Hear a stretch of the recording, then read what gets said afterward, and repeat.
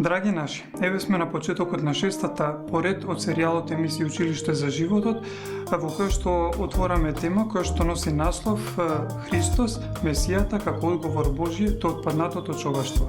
Се работи за срцевина на сите наши теми во овој наш серијал и затоа топло ви покануваме да останете со нас и да проследите и оваа емисија.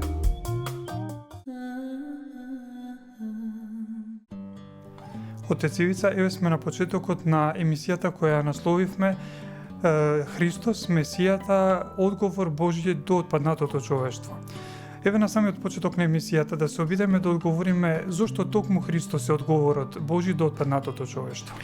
Да, благодарам, брат Иван, еве се наоѓаме, можам вака со сигурност да кажам, во срцевината на воведниот курс Училиште за животот.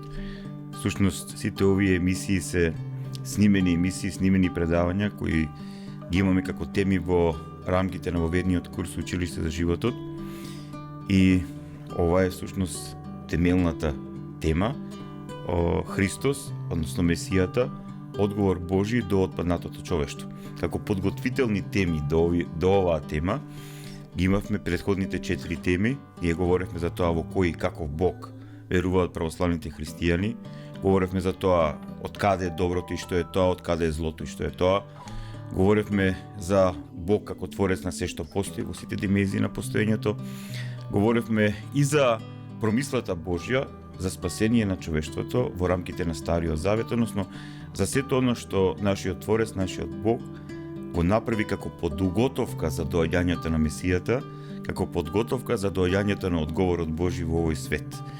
Всушност, целиот Стар Завет е насочен кон тоа очекување. И всушност не само старозаветниот народ Божи, не само еврејскиот народ, туку и сите народи во себе го имале тој момент на еден архетипски план. Тие го очекувале одговорот, односно го очекувале оној кој ќе биде разрешителот, спасителот, или како што ние насловивме оваа емисија, одговорот Божи на овој отпаднат свет, на ова отпаднато човештво.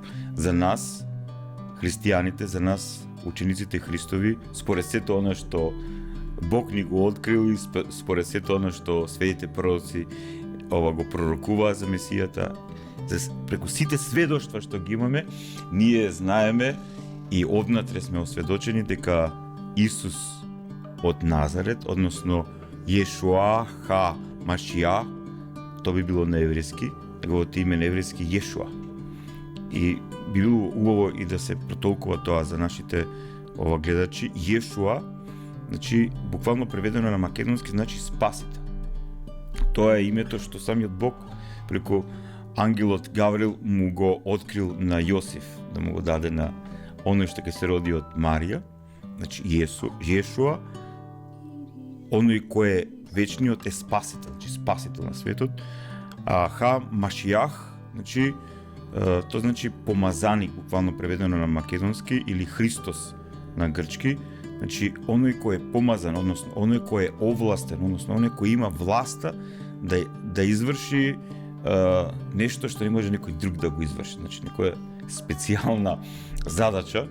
И поспецијална задача, брат Ивано, тоа да бидеш спасител на светот не постои во овој свет, а таа задача има нашиот спасител, нашиот Господ Исус Христос, да биде спасител, односно да биде ослободител на овој свет од сотонското робство, од злото, гревот, духовната и биолошката, телесната смрт.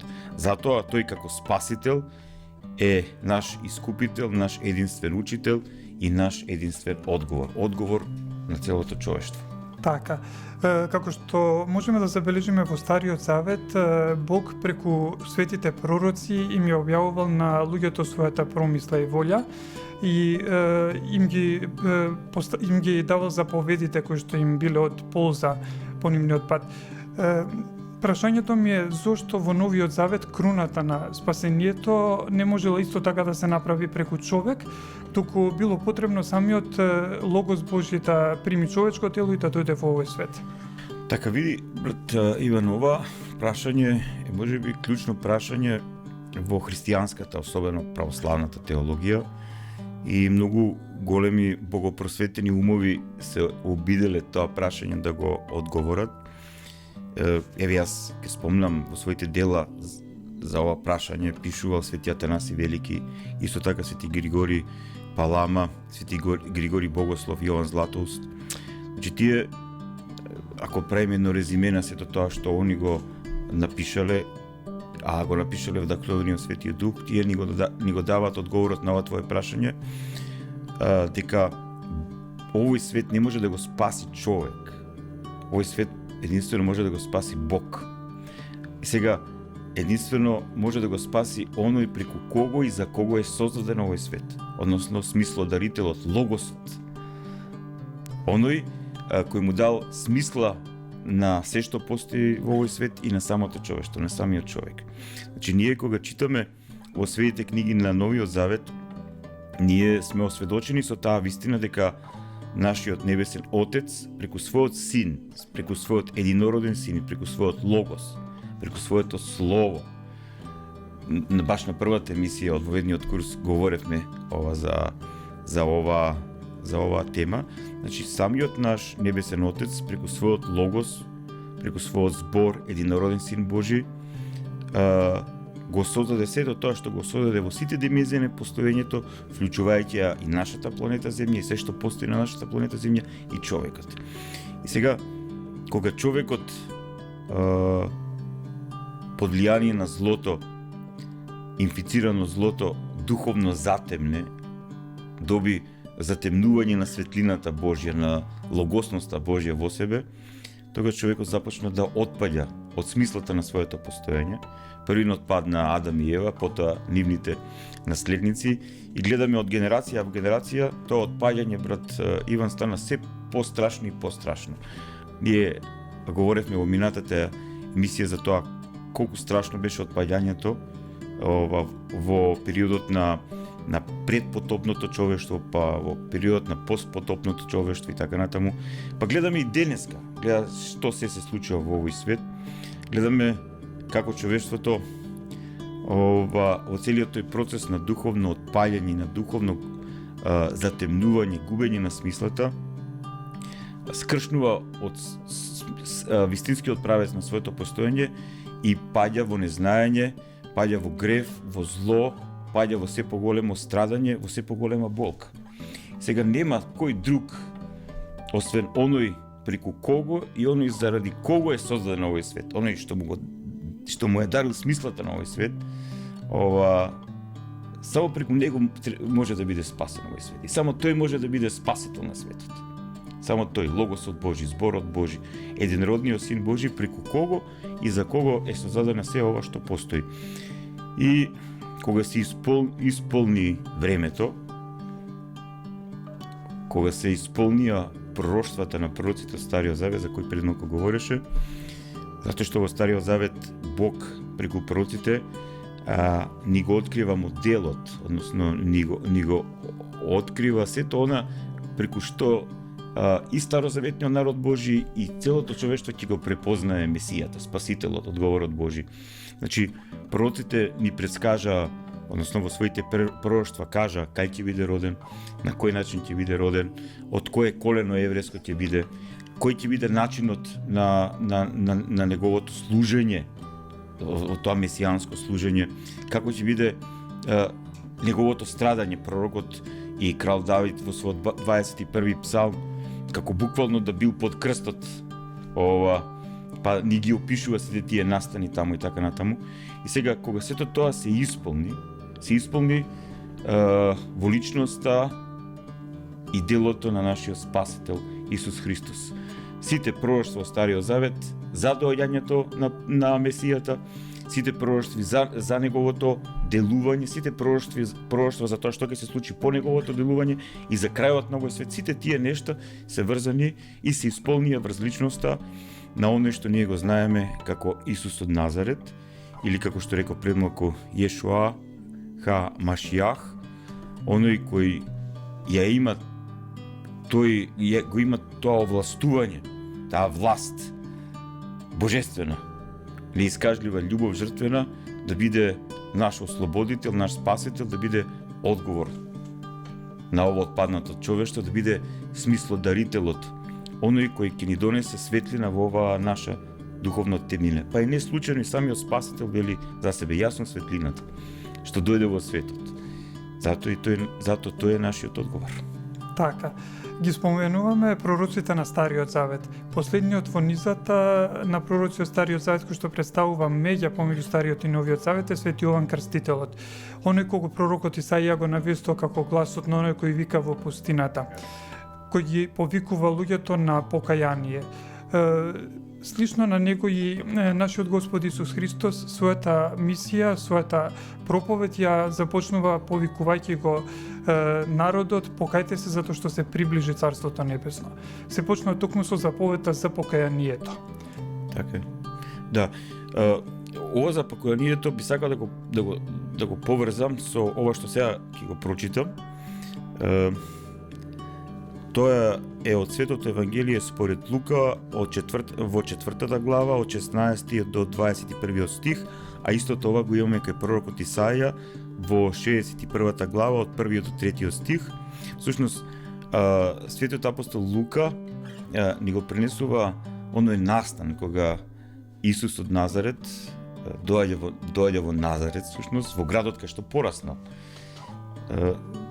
Многу интересно кога се читаа свети книги на Новиот Завет, значи освен таа вистина дека со вечниот Син Божи ја прими својата човечка природа преку Дева Марија и Светиот Дух и како вистински човек се роди во овој свет, тие свети книги ни говорат и ни сведочат дека веднаш по неговото раѓање Јосиф и Марија заедно со Исус заминуваат во Египет, плашејќи се од Ирод, а потоа се враќаат назад во Назарет.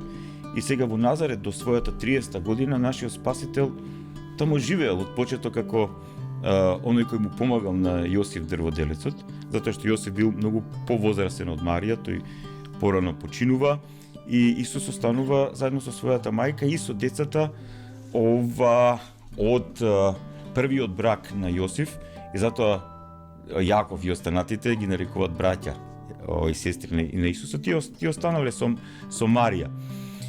Сега многу интересно, тој влегува во синагогата во Назарет, значи во Назарет, таму кај што го знаеле луѓето. Значи таму порасна 30 години. И не случајно нашиот Спасител на својата 30-та годишна започнува својата спасителна дејност, месијанска дејност, затоа што кај евреите не може човек да биде учител на народот, раби, ако нема 30 години. И сега Исус влегува во синагогата во Назарет и започнува да го чита она од пророкот Исаија. Еве како Лука ни го пренесува тоа. Му ја подадоа книгата на пророкот Исаија и тој, штом ја отвори, го најде местото каде што беше напишано ова: Духот Господов е врз мене, затоа ме помаза да им соопштам радосна вест на бедните. Ме прати да ги исцелам сокрушените по срце, да им проповедам на заробените ослободување и на слепите прогледување, да ги пуштам на слобода на патените, да ја проповедам благопријатната година Господова. И кога ја затвори книгата и му ја даде на слугата, седна, а очите на сите во синагогата беа вперени в него. И почна да им говори: денес се исполни ова писмо што го чувте. Така. Тоа говоревме за пророштвата, еве конкретно ова пророштво на пророкот Исаија за Месијата, самиот Месија, самиот Христос, самиот оној кој го има тоа властување, да биде наш спасител, да биде одговор Божи до отпаднатото човештво, вели еве денеска се исполни ова писмо, односно тој овде преку ова пророштво како да го навестува својот манифест, брат Иван, зашто е дојде. Значи, како да ја кажува својата програма, целта на своето доаѓање. Тој вели вака: да ги исцелам сокрушените по срце, да им проповедам на заробените ослободување и на слепите прогледување. Значи, сите ние кои живееме во овој вако свет, отпаднат свет, со енормна количина на зло, на неправда, на болка, на страдање и така натаму, гледаме колку е тешко човек да живее, ако колку толку и станеме свесни за таа за таа вистина и за тоа сознание да се живее нормален живот, да се живее во љубов и со љубов, колку е тешко да живееме сами во љубов и со љубов, па колку е тешко таа љубов да и нормалност да ја споделуваме со другите, и ние најчесто се соочуваме со разочарување, се крши срцето. Брати Ивани, се крши срцето од лудоста, суровоста и ненормалноста на овој свет, и затоа Христос, одговорот Божи вели: дојдов да ги исцелам сокрушените по срце. Значи, да ни даде сила, водство, љубов Божја и вистина да се исцели нашето срце. Потоа вели: да им проповедам на заробените ослободување. Заробените од што? Заробените од сотомското робство и од сотомското робство кое потикнува во нас зло, грев, духовна смрт, односно духовна успиеност и најстрашната работа, биолошката смрт. Значи, Христос дојде да биде наш ослободител. Потоа вели и на слепите прогледување. Значи, на слепите прогледување е буквално ние кога отпаднавме од Бога живееме во духовно незнаење, брати. Значи, ние сме заборавиле а сега и не знаеме кои сме, зошто сме, од каде сме, каде одиме и така натаму, кој е нашиот творец. Сме ги заборавиле вистинските вредности, ние гледаме што се случува. И денеска во светот, што се случувало низ вековите порано, па според тоа што ни открил Христос, што ќе се случува и до крајот на овој свет, до неговото второ доаѓање. Значи, ги гледаме тие последици од злото, но Христос дојде да ни ги отвори нашите духовни очи, да прогледаме. И сега, целиот овој процес на ослободување на човештвото, не случајно Јован Крстителот го започна со зборовите покајте се. Така исто и нашиот Спасител. Покајте се, метаноја, што е грчки збор, што значи промена на умот. Или на еврејски би било да се вратиш дома, односно да дојдеш до себе, вистинскиот. Значи, да го смениш својот светоглед, да станеш свесен за вистинските вредности. И сега Христос уште вели: покајте се затоа што се приближи Царството Небесно, односно Царството Божјо. Покајте се, станете свесни во каква состојба живеете лично, во каква состојба живеете социјално, општествено. Станете свесни за тоа, променете го начинот на размислување, затоа што јас дојдов да ви открием вистинската состојба на постоење и да ви помогнам да влезете во таа вистинска состојба на постоење. Еве, тој момент многу убав вака како пример. Значи, замисли брат Иван, кога гледаш некој човек како се упатил кон бездна, и сега знаеш дека бездната е таму на 10 метри од него, но тој не знае, тој со брзи чекори се упатил кон бездната, ти му викаш: човече, сврти се, не оди натаму, значи го повикуваш. Го повикуваш во друг правец, затоа што тој правец ќе го однесе во деструкција, во уништување. Така и Јован Крстителот, особено така и нашиот Спасител Исус Христос, кога го започна тој процес да биде одговор на целото човештво, тој не повикува сите нас да се покаеме, односно духовно да се разбудиме, да станеме свесни дека ние треба да бидеме господари на нашите мисли, а не нашата отпадната природа, злото, страстите во нас, овој лут и ненормален свет со своите лажни вредности, туку ние духовно разбудени, односно свесни за себе кои сме, свесни за доброто во себе, свесни за вистинското во себе, да се свртиме кон одговорот, да се свртиме кон нашиот единствен пат, затоа што Христос вели: јас сум патот кој ќе ве доведе до вистината, а живеејќи во вистината, вие ќе разберете смислата на постоењето, односно смислата на животот. И затоа Христос така ја започнува својата спасителна, месијанска, ослободувачка мисија во овој свет. И секој човек, брати, секој човек без разлика, како во времето на апостолите, односно како од времето на проповедта во тело на нашиот Спасител во овој свет, така и од тогаш па навака, секој човек, за да стане Христов ученик, за да разбере кој е Исус Месијата, тој мора да доживее духовно будење, да доживее покаяние. Не можат овие вистини за кои ние говориме во моментот да се разберат без покаяние. Не можат. Затоа јас познавам многу луѓе кои добро го познаваат Светото писмо, читаат Светото писмо, читаат духовна литература, можеби некогаш и доаѓаат во црквена литургија. Но без покаяние сето тоа се само уште плюс информации во нивниот хард диск. Понекогаш и непотребни. Да, може би некојаш ќе заживеат, да. Но без покаяние ништо. И затоа Христос, Месијата, вели, покајте се, затоа што се приближи Царството Небесно. Така. Како што можеме да забележиме во Евангелието, од почетокот на својата мисија Христос почнува да оди низ околните предели и да го шири своето спасоносно слово. Меѓутоа, како што гледаме, еден добар дел од духовната елита во него не можеле да го препознаат ветениот Месија. Зошто е тоа така?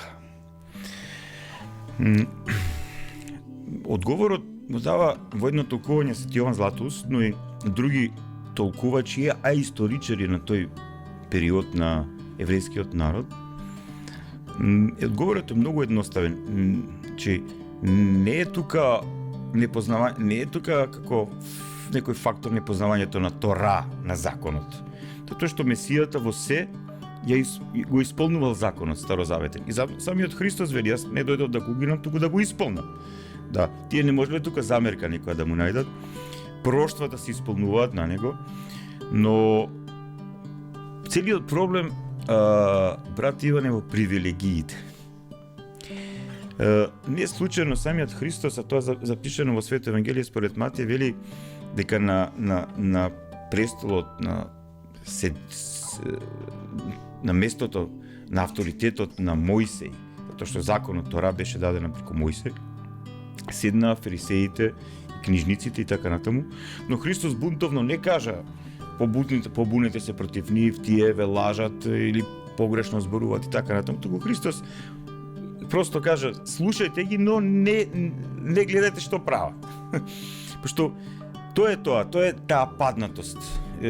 И тој момент, значи, идолопоклонство не се прави само, брат Иван, од тоа ако ние изградиме погрешна представа за Бог или си направиме некаков идол таму од камен, од дрво или било што, па почне да му се поклонуваме.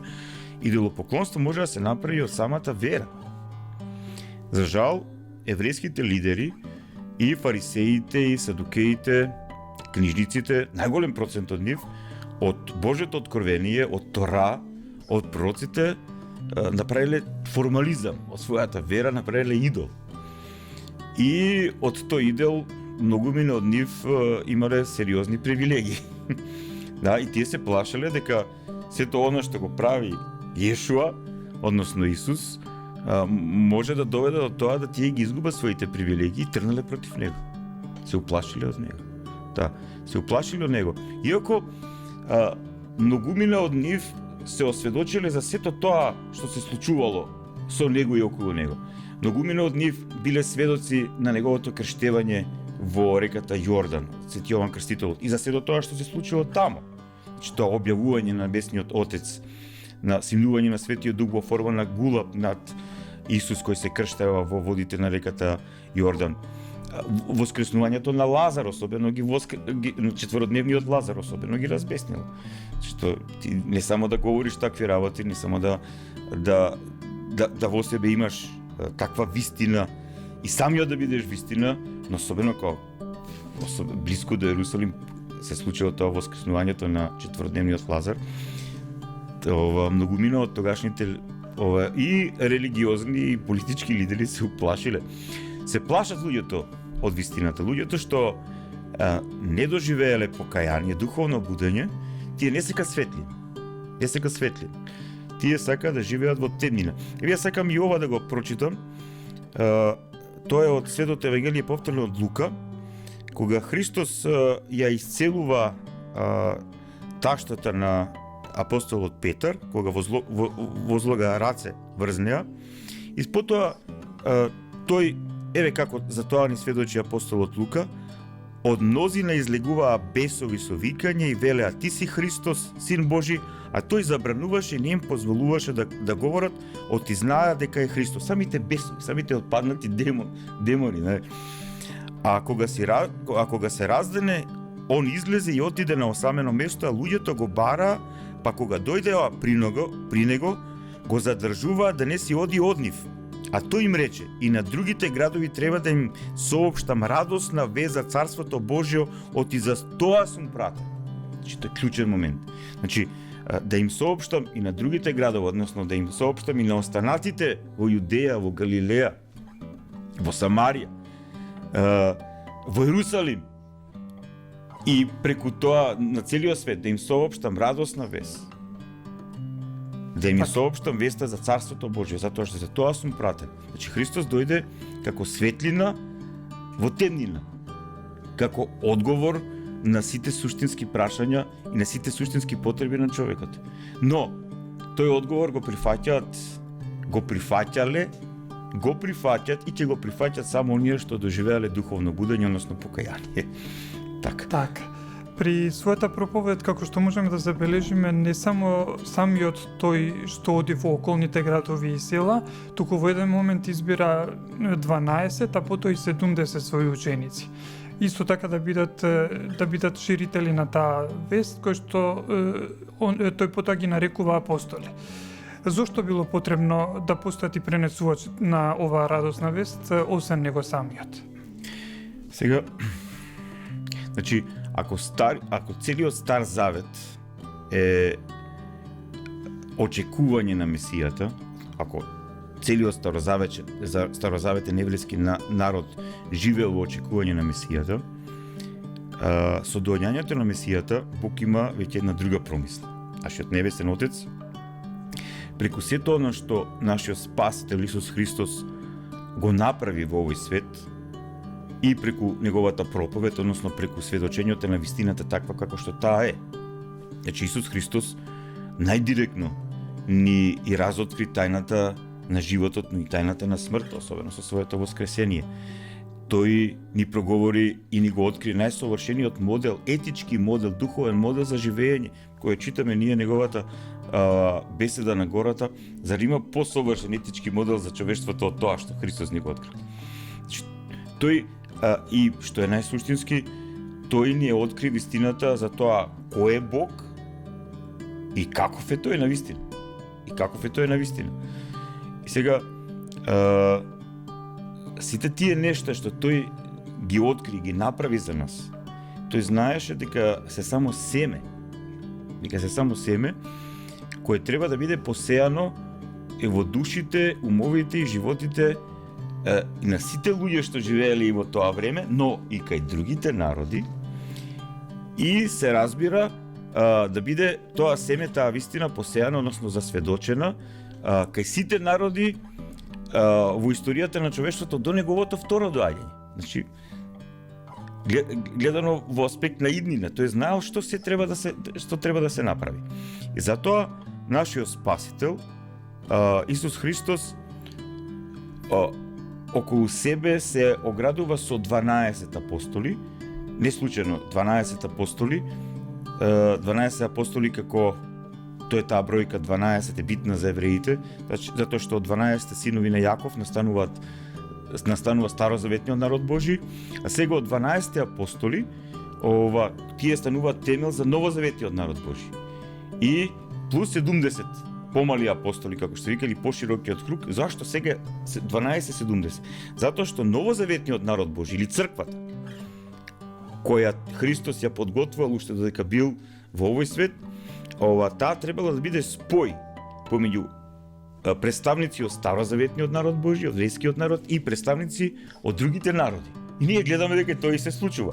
По Христовото воскресение, односно по неговото страдање на крстот, искупителната жртва, затоа ќе имаме и специјална посебна емисија во рамките на овие емисии Училиште за животот. Значи по неговото страдање на крстот, по воскресението од мртвите, по испраќањето на Светиот Дух на апостолите на Педесетница, ние гледаме дека неговите ученици, апостол, значи оној кој е испратен, значи оние што тој ги подготвил да бидат испратени, неговите ученици, апостолите, во силата на Светиот Дух, оделе и сите овие нешта што Христос ги направи, ги откри за нас, започнаа да им ги сведочат не само на представниците на еврејскиот народ, туку на представниците и на другите народи. Затоа што доаѓањето на единородниот Син Божи, Логосот Божи во овој свет, спасението на светот не беше само за евреите, туку за целото човештво. И затоа Христос е спасителот, Христос е одговорот на целото паднато човештво. Така.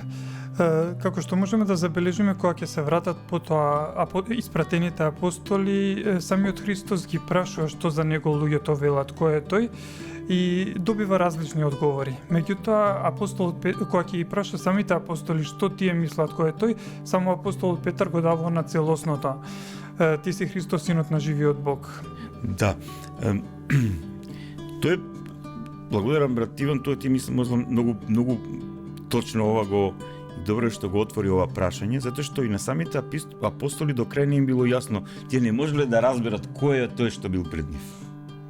Тие не можеле да разберат дека самиот Бог, односно Логосот Божи, единородниот Син Божи, оној кој е совечен со Отецот и Светиот Дух, оној кој во вечноста постои со Отецот и Светиот Дух, оној кој тие го гледале како таму некаде, оној Јахве, вечно постоечкиот или Елохим, Ел Шадај. Значи, тие не можеле да разберат, тешко било, да разберат дека пред нив во тоа тело на Исус од Назарет е воплотениот Син Божи, односно самиот Бог. Не било лесно.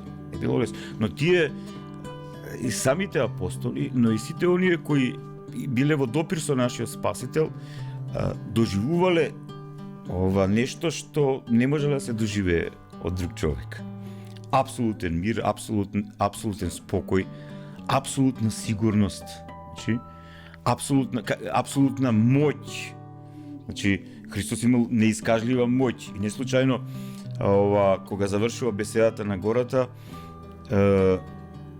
за него говорат дека овој што ова го говори не е како закониците и книжниците и фарисеите и така натаму, туку е како оној кој говори со власт. Да. Но и на апостолите не им било лесно. И затоа нашиот Спасител ги прашува своите апостоли за што мислите вие, кој сум јас, што велат луѓето. Сега повеќе минете од апостолите му дале различен одговор, но апостолот Петар вели, ти си Христос, односно Месијата, помазаникот, Спасителот, Синот на живиот Бог. И самиот Христос му вели на апостол Петар, тоа не ти дојде од тебе, односно твоето тело, туку ти го откри мојот Отец Небесен. Затоа што, навистина, брат Иван, тешко е да се разбере кој е оној што дојде во овој свет како наш Спасител. Ние говоривме за тоа, дека тој е навистина нашиот смислодарител, дека преку него и за него е се создадено ова што е создадено, дека тој е нашиот вистински одговор, тој ги дава вистинските одговори. Но навистина не само со покаяние, туку и со сериозен духовен живот и се разбира преку влијание, дејство на Светиот Дух, ние вистински може да разбереме кој беше оној кој ние го исповедаме како Исус Христос, како нашиот Спасител. И затоа дури апостолите до крај не можеа да прозрат во таа тајна. И сега само Петар, Јаков и Јован можеа колку толку, што се вели, колку може човековата природа да биде сведок на Божјата слава. Значи, пред неговото страдање Христос ги повикува Петар, Јаков и Јован на Тавор, каде што се преобразува, односно ја открива својата божествена слава, божествена природа. Се исполнило се со светлина и тогаш се појавуваат пророците од Стариот Завет, Јован, Илија и Мојсей, кои говорат со Исуса за тоа што треба да престои, за неговото страдање на крстот, за искупителната жртва, за таа жртва на нашето искупување, спасување, оправдување, ослободување од гревот и вината и од сатонското робство, победата на смртта и така натаму. Сега сведоци на таа божествена слава, на тоа преобразување нашиот Спасител биле Петар, Јаков и Јован. Но вистинското разбирање кај апостолите за тоа кој е оној што бил со нив 3,5 години се случило после денот на Педесетница. Значи, кога апостолите ја примиле во себе силата на Светиот Дух, кога се исполниле со водството, присуството на Светиот Дух, и тогаш тие навистина однатре од Бога вдахновени, водени, тие почнале да ги разбира сите тие нешта што Христос ги откри и ги направи за целото човештво. Така. Целокупната мисија на Синот Божи во овој свет не може да биде комплетна без искупителната жртва. Еве вака во кратки црти ние ќе имаме понатаму цела една емисија во која што Следната ќе емисија е зборуваме за посветена тоа. баш за тоа, затоа што тоа е суштинско, секој христијанин треба да го разбере тоа, бративе. Така. Тоа што се случи на крстот Така. и воскресението се разбира. Се разбира. Ајде во оваа емисија сепак барем приближно да доловиме која беше смислата на искупителната жртва. Зошто таа мораше да се случи? Зошто токму Христос мораше да се себе принесе на крстот? Значи, да се одговори на тоа прашање, треба да си поставиме едно друго прашање, зашто Бог, нашиот Творец, не го уништи оној кој од добар стана зол, а мислам на светлоносецот, на оној херувим кој свесно и слободно се спротистави на Божјата волја и се спротистави на постоењето во добро и во себе и надвор од себе. Значи, Бог можеше да го уништи, затоа што Бог е оној што него од небитие го приведе во постоење, во битие. Да, Бог не го направи тоа. И сега, после појавата на злото, од Бога создадениот контекст на постоење во духовниот, па и во овој наш свет, освен доброто, започна и злото да функционира како вредност, принцип на постоење. И сега ние гледаме во целата историја на човештвото дека помеѓу овие два принципа постои немилосердна битка, односно повеќе злото против доброто. Затоа и ние христијаните злото го доживуваме како агресија на доброто, не како недостаток на добро. Но луѓето мора слободно да изберат. Луѓето мора слободно да изберат што ќе изберат. Дали ќе изберат добро или зло. Многу интересно што на еврејски живот се вика хаим, што значи два живота. Тоа значи буквално преведено.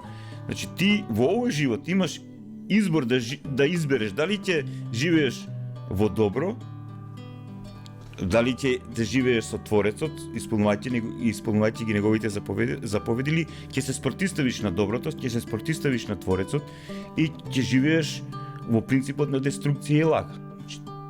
Хаим. Твој избор. Исто така тоа значи дали ќе избереш во овој свет вечност или конечност. Повторно, избор. Сега,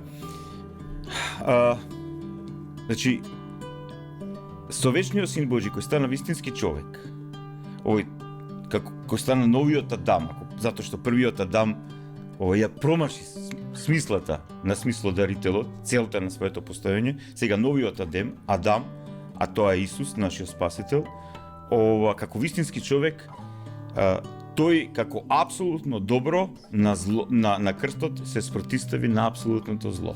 Тука настана таа неискажлива мистерија на победата на животот на смртта, победата на доброто на злото. Најдобро објаснување за ова, значи има во Евангелието според Јован, тој е разговорот помеѓу Исус и фарисеот Никодим. Значи, кога Христос кажува дека како што змијата беше подигната во пустината од пророкот Мојсе, така и тој треба да биде подигнат. Значи, тоа е еден праобраз во Стариот Завет. Кога оделе во пустината, па отпаднале од Бога, па поучени од Бог, пророкот Мојсе прави една бакарна змија и секој што ќе ја гледал бакарната змија, со вера, тогаш отровот од змиите нема да делува во него. Така и Христос вели. И Синот човечки треба да биде подигнат, односно тоа е синоним за Месија, така е пророкот Даниел.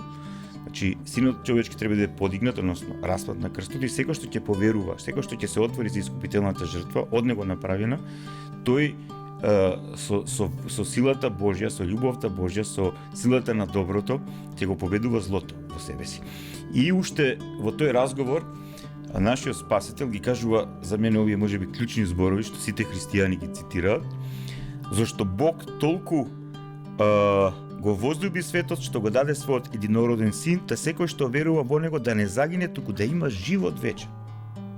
Значи, самиот единороден син Божи кој стана човек ни открива оваа вистина, зашто Бог, нашиот небесен Отец, тој што е вечниот, толку го возлюби светот, што го даде својот единороден син, што го испрати во овој свет својот единороден син да биде наш спасител, да биде наш одговор, да биде наш пат.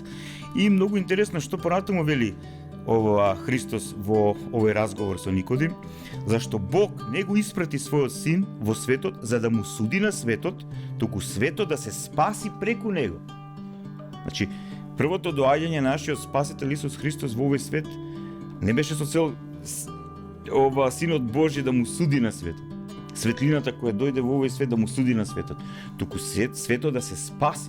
Значи Христос го направи сето она што треба да го направи за наше спасение, а ние кои сакаме да бидеме спасени од сотонското робство, од злото, гревот, духовната и телесната смрт, да го прифатиме тоа и преку него да бидеме спасени. Затоа што и самиот Христос вели: јас сум вратата, кој влезе ќе излезе. Многу интересно. Значи Христос е вратата помеѓу двата сосем спротивставени начини на екзистенција, во зло и смрт, во добро и живот. Значи тој што ќе излезе од смртта и злото и преку Христос, преку сето тоа што Христос го направи и го прави за нас, ќе влезе во животот и во вистината и во вечноста. Значи се оди преку него. Понатаму вели тој: кој верува во него нема да биде суден, а кој не верува, тој е веќе осуден, зашто не поверува во името на единородниот син Божи. И потоа објаснува што значи тоа. А овој суд е затоа што светлината дојде на светот, но луѓето повеќе ја засакаат темнината отколку светлината, зашто нивните дела беа зли.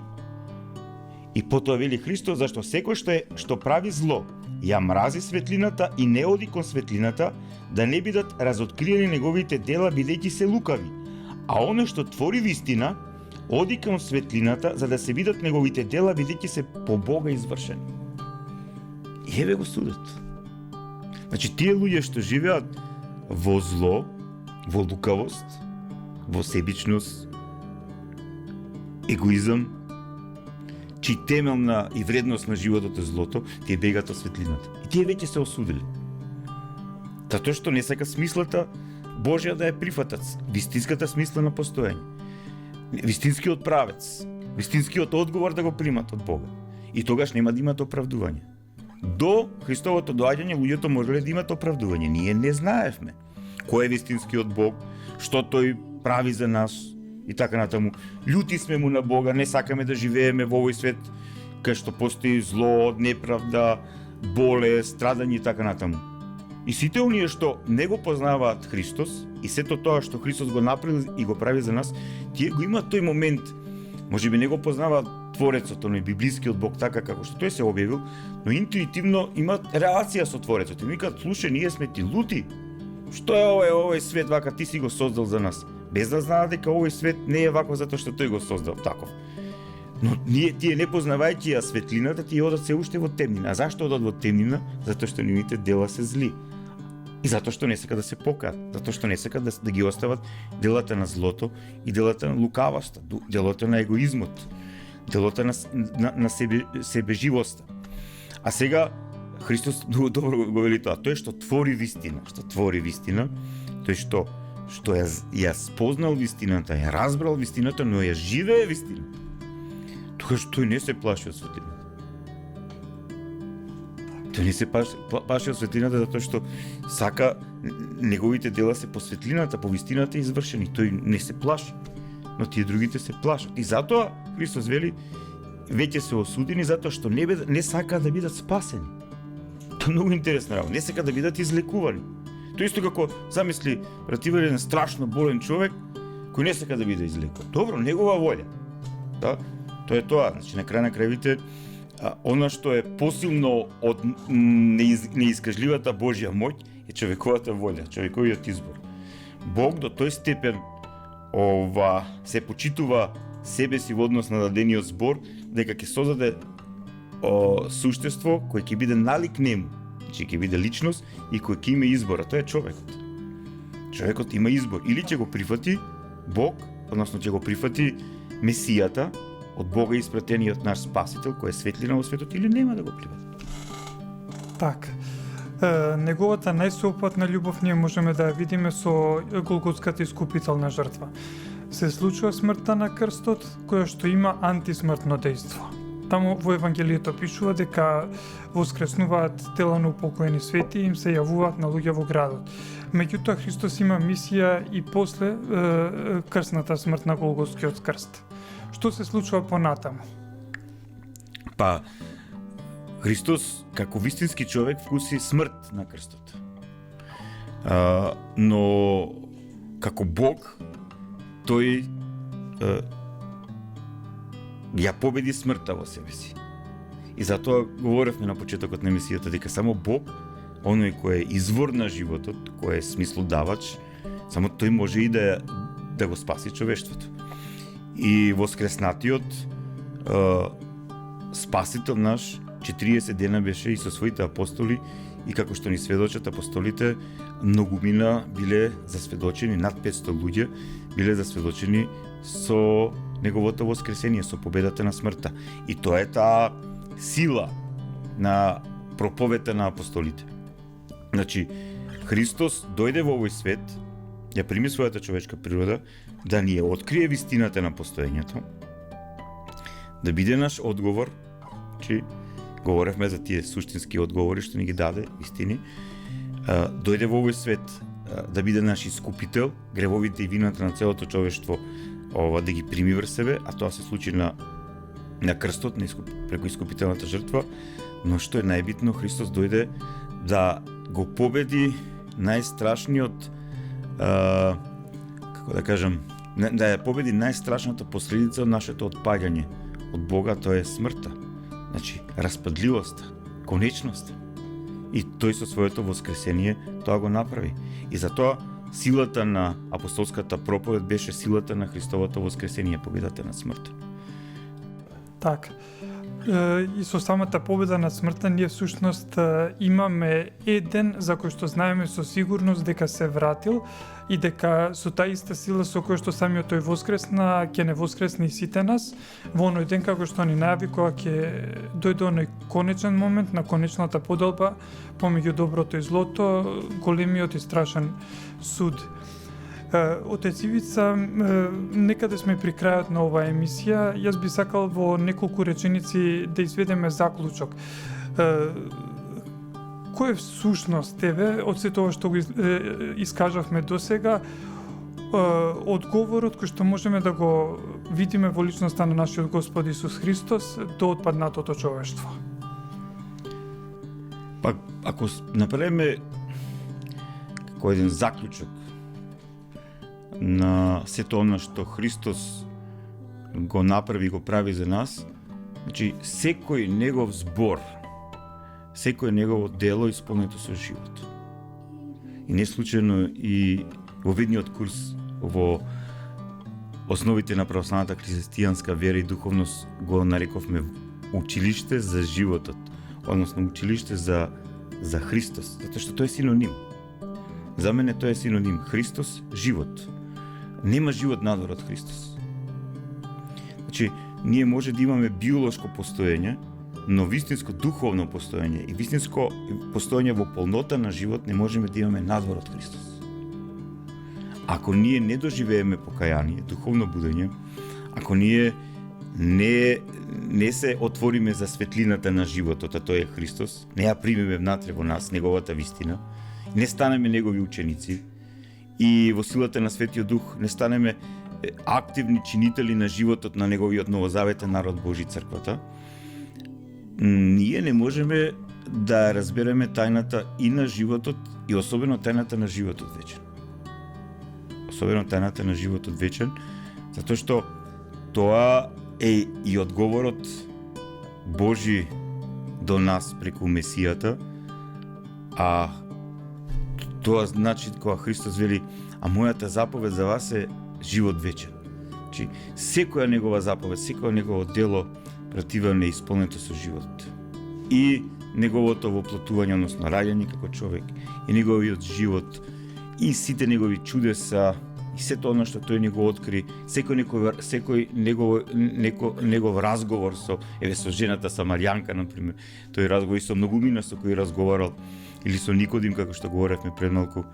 Сето тоа што тој го направил за нас е кога го читаме, еве 4 евангелија, кај што ни се засведочува најонака автентично сето она што тој го направи за нас и за тоа кој е и што е тој, се до тоа кога го читаме и кога го восприемаме натреб во себе, се до тоа ни сведочи за вистинскиот живот, за вистинската смисла, затоа што не може за смислата да сведочи оној кој не ја познава смислата, а сега за смислата ни сведочи самиот смислодарител. Подобар одговор од тоа за човештвото нема. Секој оној што го примил овој одговор Божи, а еве имаме ние 2000 години, како што вели светиот апостол Павле во своето послание до евреите, значи имаме миријада сведоци на луѓе кои го примиле во себе си животот, односно светлината, односно Христос, и тие доживеале преобразување, односно враќање кон вистинската смисла на животот. Не случајно и Свети Јован Златоуст во една своја беседа посветена на триумфот на црквата, на триумфот на заедницата на Христовите ученици, тој говори дека поголемо чудо од тоа да се даде животот за животот. Рано христијанските маченици и мачениците низ целата историја на човештвото. Самиот збор маченик, мартирос или сведок за животот. Тие знаеле, однатре биле осведочени дека со Христос ја победуваат конечноста, значи на постоењето, и со Христос и во Христос ја разоткриваат во себе и ја започнуваат вечноста на своето постоење. И секој вистински Христов ученик, секој свет Христов ученик, ова длабоко го разбира во себе и знае дека надвор од овој одговор нема друг. Нема друг пат, нема друг правец, нема друг одговор, нема друга светлина, нема друга вистина, освен она што самиот единороден Син Божи, кој стана човек, ни откри во овој вако свет. Така. Отец Ивица, отворивме, но и затворивме многу битни, многу суштински прашања поврзани со оваа тема, која што, да си признаеме, поприлично неисцрпна, но на нас беше за оваа емисија толку, а на сите нас преостанува понатаму да продолжиме со проучување на Божјото откровение во Стариот, особено во Новиот Завет, и така се повеќе да растеме и да созреваме во Христовата наука, која што, како што рековме многу пати во оваа емисија, навистина води кон живот вечен. Брат Иван, сегаш го говорам тоа, целта на овие емисии кои ги снимаме ние како еден вид илустрација на предавањата од воведниот курс Училище за животот, се само со цел да воведат, да потикнат. Еве ние колку и да се трудиме да говориме за нашиот Спасител Исус Христос, за тоа што тој го направи за нас, за тој одговор што тој ни го даде за нам, но ние не можеме да исцрпиме таа неискажлива тајна на Божјото делување во овој свет. Колку и да говориме. Но и што е најбитно, таа тајна сепак е тајна која се растајнува во личностниот однос на секој човек со Бог. Секој светител од рано христијанскиот период, од средновековието, од современието и така натаму, секој ученик Христов, луѓе што доаѓаат во црква, оние што веруваат во Христос, христијани, секој ученик Христов, секој христијанин има своја приказка, свое сведоштво за тоа како однатре преку покаянието, духовното будење го доживеал Христос, како се осведочил со неговата вистина, како се бори да живее во неговата вистина и како се бори живејќи во Христовата вистина да ја победува темнината на злото во себе си.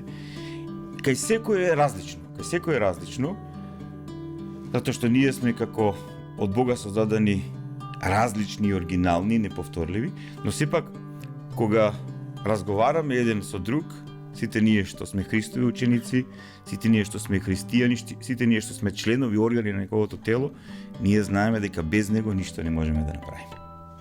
Така е, амин.